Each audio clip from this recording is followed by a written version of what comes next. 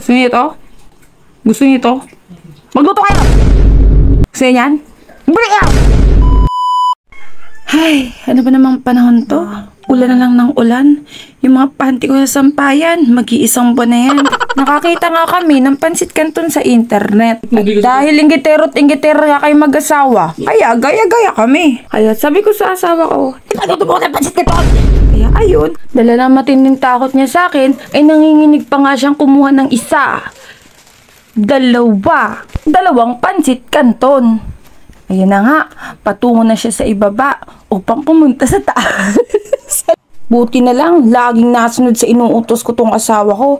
Kung hindi, siguro nakatira na to sa labas. Oh shit! Oh shit! Naaamoy ko na yung luto sa baba mula sa taas. Ay, luto sa taas mula sa baba. Luto sa baba galing... Luto sa taas mula sa baba. Ang bango. Diyan mo talaga ba yan?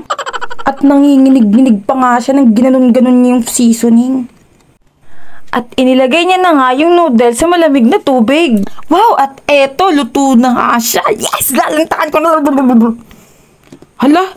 Nandiyan ka pa rin? Nanood ka pa rin? Di ka namin bibigyan ito. At wow! Bigla nga pala akong na-surprise nang makita ko na hindi lang pala pansit canton yung hinanda ng asawa ko. Meron din kaming fried chicken na manok at malamig na kanin. Oh, kayo! Ano pang tinutunga-tungangan niyo dyan? Kuha na sa inyo!